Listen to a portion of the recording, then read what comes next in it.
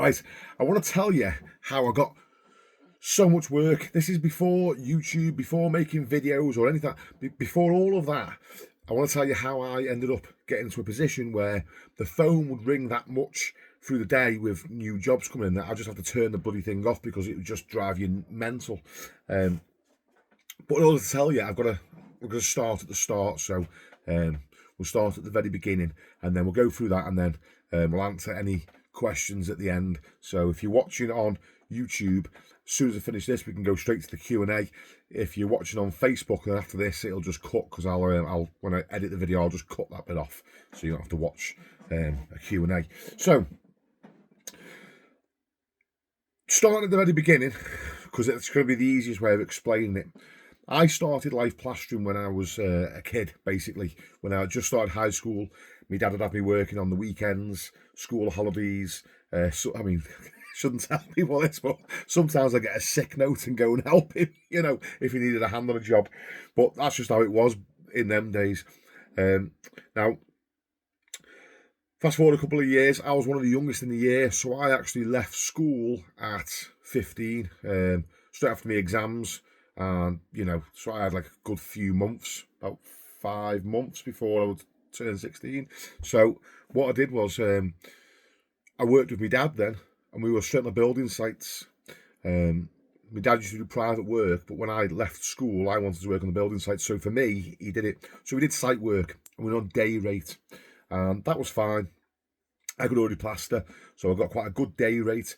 And then on the building sites was when you start getting really fast at your job. You're getting quicker. It's hard work on building sites. Any lads that work on site will tell you it's hard graft, and it is. Now, what happened from the age of 15 until I was about 18, I worked with my dad. And then the fellow we were working for put us on price. So for anybody that doesn't know what that means, instead of getting paid a set amount a day, you then get paid for how much you do, price per square metre. Now, this was fantastic for me because I wanted to go as fast as I possibly could and start earning as much money as possible. Young lad, but not so great for me dad because, he's wanting to slow down, not go faster. So my dad and my brother went back off doing private work and I stayed on the building sites. And I had a couple of lads working for me at 18. So we were like a gang of plasterers. And we just wanted to be the fastest. That was fastest, best plasterers that's all we wanted to do. Every young plasterer has got this mentality that you just want to be the fastest, and it's dead competitive. And if anyone's slower than you, then they're rubbish. It's just flipping nuts. But that's just how it was. So we were going like absolute madmen, just tearing through houses and getting paid, a decent amount of money, especially for an 18-year-old. Now, at the time, I'd met Nikki, and I had 2 daughters by this point. So, I'm trying to be a good provider and take care of them. Now, 2008 comes along, and I'm about 21, turning 21 now. 2008, Recession comes, and they stopped building houses. So that was it. That my plastering career was basically about to crash and burn because there was no more work on building sites. In fact, I think a lot of fellas from building sites, they went and signed on the dole or whatever it was called. They went and got jobs in factories. They just that was it. The housing game just crashed. Now I had sort of built this up that I was a great plasterer in my head, and I didn't want to give in. I didn't want to just quit, and I couldn't. I had a whip to me back because I had a missus and kids and no savings. Because I used to just earn loads of money, spend loads of money. That was just how I lived, like a flipping nutter. So, with not wanting to give up, because you've got to remember as well, I love plastering. I was a complete plastering geek, reading books on plastering and everything. I wasn't ready to throw the towel in, is what I'm trying to say. So, what I did was I went to my brother's girlfriend's house, her mum and dad's house. She had a printer, and I got printed off. I designed my own flyer because I needed to get working. So I designed my own flyer to post through people's letterboxes. Now, in the back of my mind, I didn't want to do this because my old fella, old school, said to me, if you're good at your job, you'll never have to advertise. Basically, the flip side of that, if you advertise, then you must be rubbish, right? So I had this in my mind. But the problem I'd spent my whole working life on building sites. The public didn't know who I was at all. No one had a clue who I was. So how can I get work when no one even knows who I am? So I got these flyers made, we printed them off, and I went around posting them, and that was a bit of an ordeal. You'd post about 200 or 300 flyers and get one phone call off it. But it worked, it was working. Another thing I did, I went and paid and got a little tiny little square advert put in the local newspaper, the Standard, little plastering advert in there. And I remember it cost me something like 40 or 60 quid. I can't remember what it was, but I remember it. It's a big decision this, because this, I'm printing stuff off for free, but this is like I'm paying for something. And it didn't even work. I mean, I must have got one phone call off it in 6 months. So, but the flyers seemed to be working. The flyers were doing okay. And my name's getting out there a little bit. I had some business cards, and when I went to the pub after, work, I'd be giving me business cards to people, and, it's slowly starting to grow. I was keeping my head above water. That was the main thing, Then, I remember I was pricing jobs. I was pricing the work like I was still on the building sites, which is price per square metre. Now, that's okay, but on private jobs, there's a lot more stuff you've got to do. So you can charge a lot more money than what guys on building sites are charging for the same amount of plastering. You've got to deal with the customers, you've got to go and get the materials, you've got to clean up, you've got carpets, pets, furniture. There's loads more stuff, but I, being young and stupid, was still charging sort of cheap rates. I was skimming people's living room ceilings for like 60 or 70 quid and things like that. But as far as I was concerned, I was in a recession and we were surviving. We weren't going into debt or losing, losing vehicles and houses and stuff. We were just ticking over. And I remember being in Asda, and this is where it started to change a little bit for me. I was in Asda getting something else, and I was walking through the book aisle. Now, I'm a bookworm. I love reading, and you don't have to be a bookworm, but I personally like reading. And I was going down the book aisle, and a book stood out to me. Now, I'd never read self-help books. It's not really it wasn't my thing at the time. I'd read books on anything I wanted to know about. But in fact, my dad got me onto reading. Whenever my dad did a new hobby, be it canoeing, fishing, hunting, anything, whenever my dad got a new hobby, he'd buy a book on it.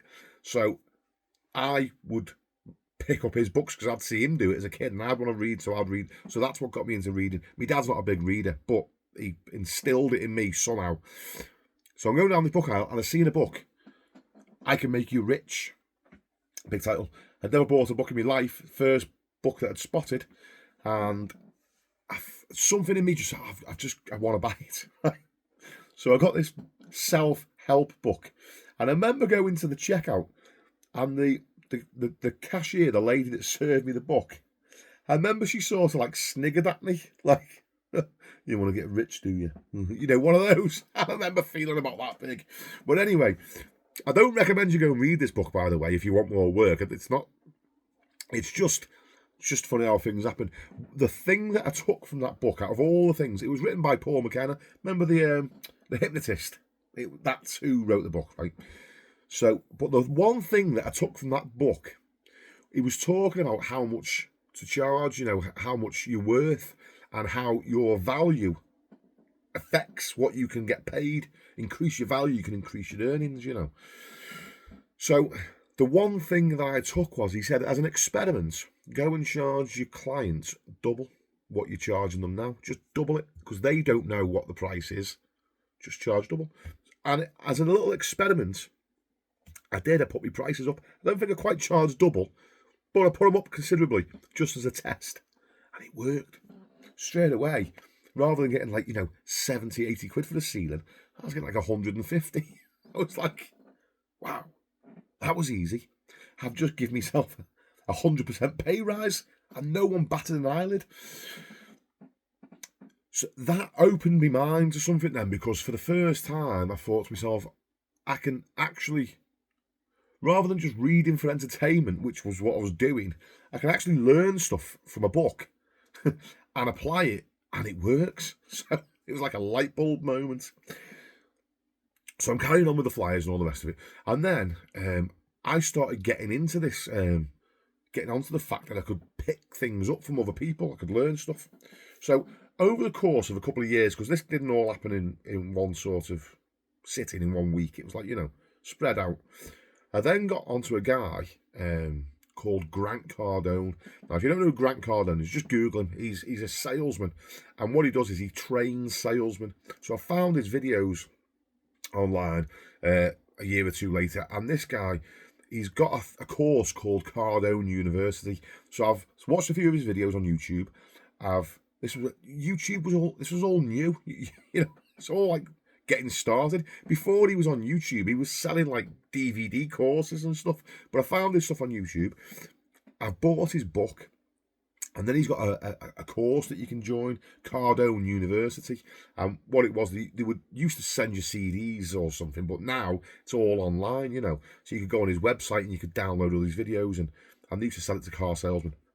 Long story short, I joined his thing, and I was getting better at becoming a salesman, because I was going to price jobs, but I was only getting about, 30% of the jobs I was looking at. You're wasting time. You're looking at jobs after work, and you go and look at 3 jobs, but you only, you might not get any of them. So I thought, I need to get better at this. So hence Grant Cardone. And then I started to get better at sales. Now, it's not a trick sales. It's not like you can trick someone into buying stuff off you. It's just knowing what is important to the customer. A lot of people go to sell stuff, and the more concerned, for the plasterer, say, the more concerned with me. What I'm concerned with is filling my diary up. Right, that's all I'm worried about, is getting work in my diary and how much money can I have. That's not what the customer's worried about. The customer's more inclined to want to know, is this guy good? Do we feel comfortable with him in the house? Can we trust him? Does he do nice work? So Grant taught me to take into account what the customer wants, not necessarily what is important to me. So I'm getting better. Then I come across another guy called Sha Wayne. Now, he was on Facebook, and this guy inspired me. I ended up joining his course. Now, he held a private Facebook group, and it was a subscription-based group, and you pay and you join his course. And one of the things, he taught me a lot of stuff. He was like a life coach, right? Because I've got into this self-help space, which is like dead nerdy, but, I'm learning stuff, so I'm liking it.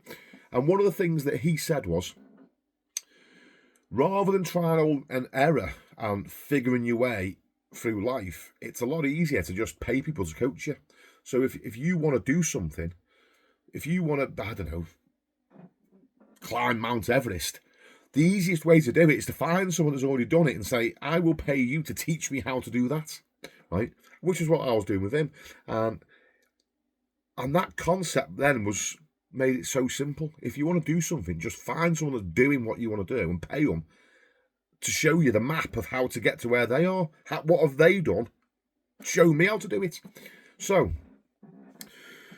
I'm paying him at the time like £300 a month to be in his group. But I'm learning a lot of stuff anyway. I'm enjoying it. A little bit longer on with this concept now in my mind. Another guy who I paid was a guy called Lopez, and was teaching about internet marketing, personal branding, and all this sort of stuff, and all these things that I'm learning, I'm applying them to my little plastering business as I'm going, right? And it's really helping. And the internet stuff that I was learning off was how to basically become quite popular on social media, right? How to increase your personal brand. He taught lots of other stuff, but that was the one thing that I was taking the most from. And I was applying what I was learning from him, and I was putting myself out there on the internet, and I was getting a lot more phone calls, and I wasn't necessarily posting about plastering. I was just getting in front of a lot of people. I wasn't making videos, I was just doing posts. So I'm not going to advise you start making videos. It's not for everyone. Some people don't like being filmed, that's fine. But anyway, so I'm with Sha Wayne and Lopez at the same time, and I'm learning how to leverage social media to bring in work, and it's working fantastic. Then I've sort of left them. I've sort of got what I wanted, so I've sort of left their coaching groups. It's not like a linear. It's like further down the line. I've come across another guy called Bilal Ghoul. Okay, bit of a weird name. He's an Afghanistani lad, Bilal. Now, the reason I got onto him was because I'm thinking he was talking about you can make money online rather than work. So this idea is like, oh, okay. I wonder how I can make money online. I'll do that as well as plastering, because I'm earning so much plastering. How can I make money online?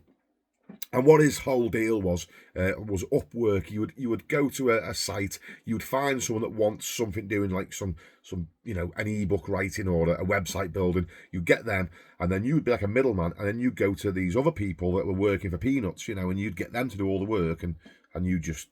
Anyway, that wasn't my deal. I tried to look into it. It's not really. There was quite a lot involved in it, and it was a bit beyond my pay grade. So, but Bilal's important because Bilal worked for Google, okay, and he'd met Grant Cardone, so that gave him the validation for me. But he'd worked at Google, so I got speaking to him, and because he worked at Google, he understood how Google works. So on Google, you can create a free business listing. Doesn't cost you nothing, right? And when you Google plasterers in my area, you'd get plasterers that show up. And Bilal told me how to not hack that system, but how it works. So how to get you to rank higher. It's no cheat. It's not like a trick, but there's certain things that you can do that will make you go up the listings. Not websites, it's Google business listing, right?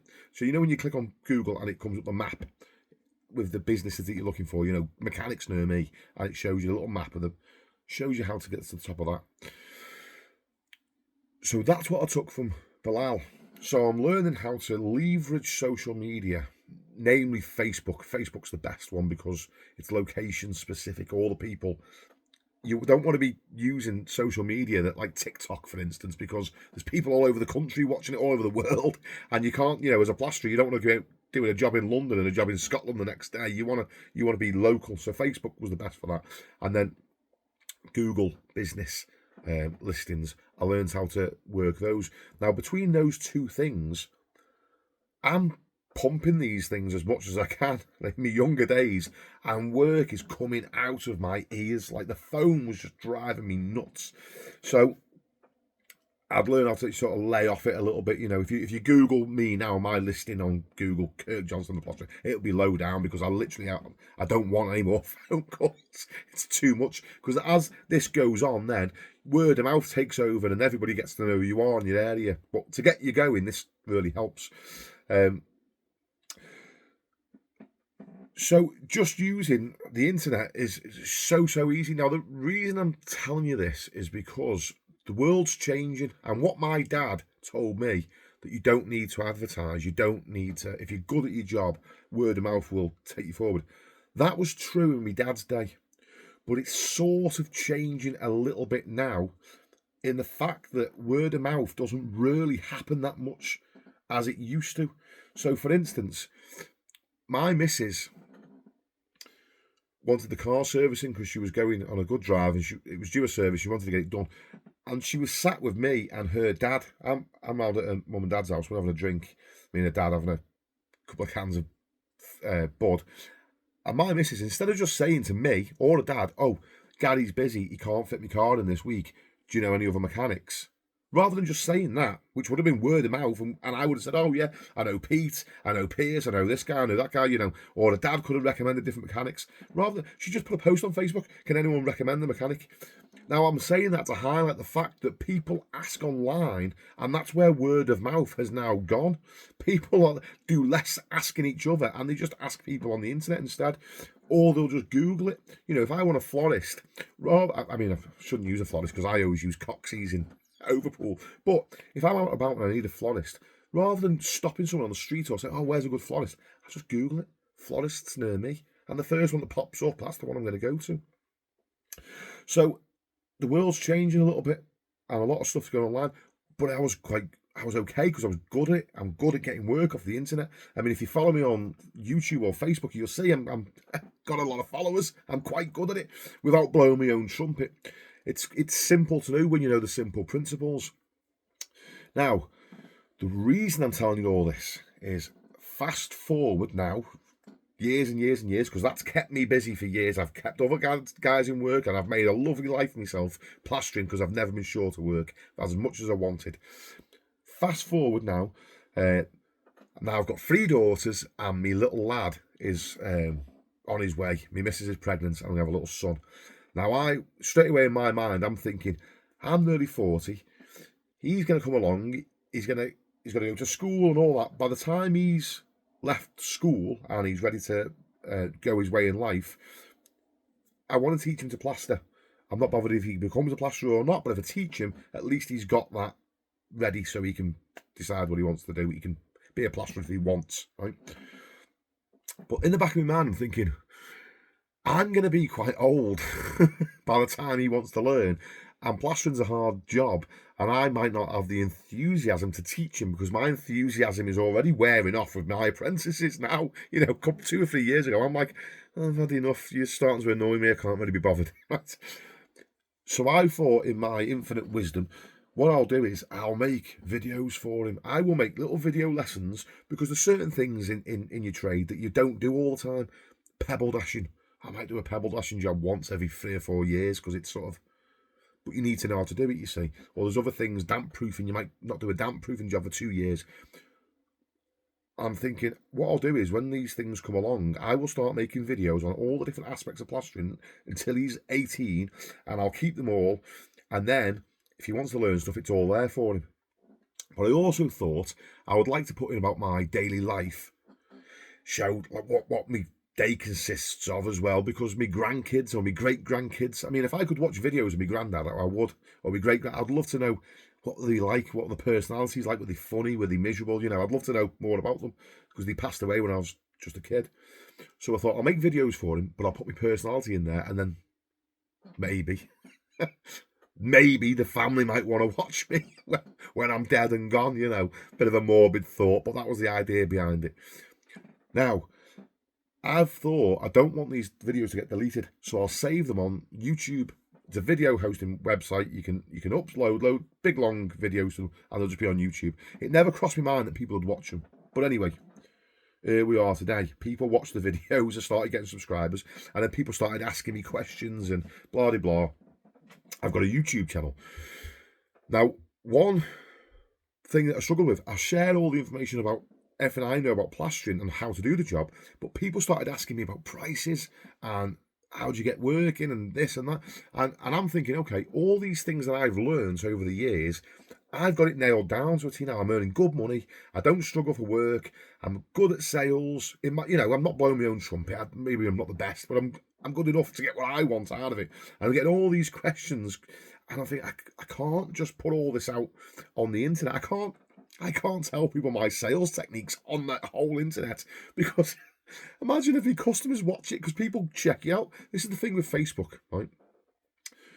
And social media. If someone's going to hire you to come and do a job for them, chances are they're going to put your name into Facebook to see who you are, to see, check you out first. How many people have you checked out on Facebook? So people do it, right?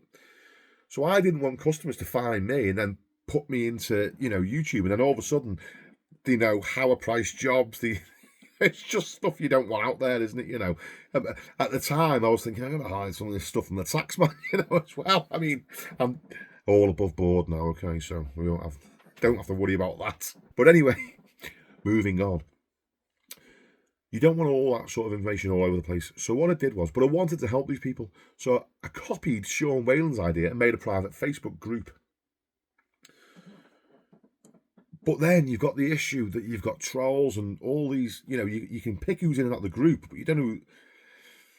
Yeah, it's not ideal. So what I did was to keep time wasters and trolls and nosy people out. Made it so it's a subscription.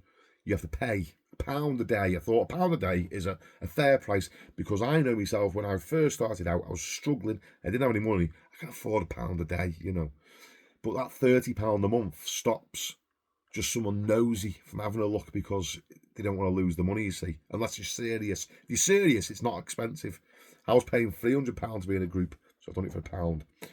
And what I've done is all this knowledge of salesmanship, internet marketing, how to use and leverage Facebook, how to leverage Google, how to reach out and collaborate with other tradesmen, for instance, builders, window fitting firms, plumbers, bathroom fitters, kitchen fitters. All these guys can give a plasterer work, how to reach out to them and put my phone number in their phone book and get them to use me as well. All these skills I've made into a step-by-step course. And if you are interested, if you would like me to show you, because all the things I've learned, I've applied it to being a tradesman. You don't have to be a plasterer. This will work for any self-employed tradesman, bricklayer, joiner, electrician, plumbers, doesn't matter. There's in the group now, there's about, I think, 200 fellas in the group now. But if you would like to, I haven't mentioned this on Facebook yet, so this is the first chance we're going to get to know about it. If you would like to join that group, you'd be more than welcome. The link is in the bio of my Facebook profile. So when you click on me on Facebook, you'll see a little blue link there, kirkjohnstone.co.uk. Click on that, and then you can join the group if you would like me to show you sales and marketing, how I do it, and how I use the internet to bring in loads of work. Now, don't worry, there's no contracts. You can leave whenever you want. You're not tied in. Yeah, it's a good thing. So that's how I did it. And if you're watching me on Facebook now, this video is going to end. If you're watching me on YouTube, then we'll do a bit of a Q&A